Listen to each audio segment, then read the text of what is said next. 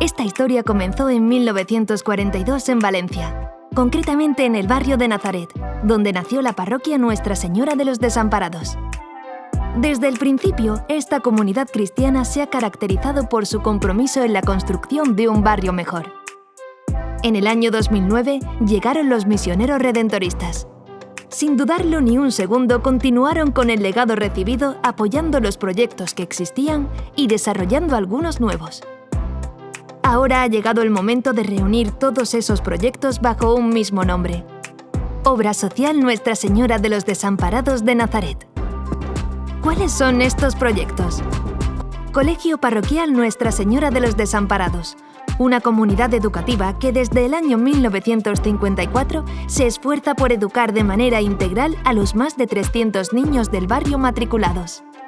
Proyecto NSD Plus, una iniciativa que lleva ya 10 años al servicio de los alumnos del colegio parroquial a través de distintos programas como el club deportivo, las tardes de estudio o las meriendas saludables. Cáritas Parroquial, espacio de acogida, escucha, ayuda y promoción de las personas más vulnerables del barrio. Funciona desde que la parroquia inició su recorrido hace 80 años. Proyecto Mare, proyecto de intervención socioeducativa con mujeres en riesgo de exclusión social. El objetivo es facilitar la autonomía, superación personal e integración sociolaboral en el barrio de las mujeres que acuden al proyecto.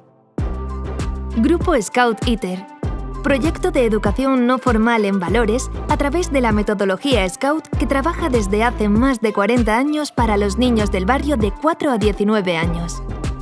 Además de las reuniones semanales, organiza acampadas y campamentos. Muchos pequeños proyectos con un mismo fin: mejorar la situación de las personas más vulnerables del barrio. Todo esto es posible gracias a todas las personas que a lo largo de tantos años han entregado generosamente su tiempo y su vida. De todo corazón, gracias.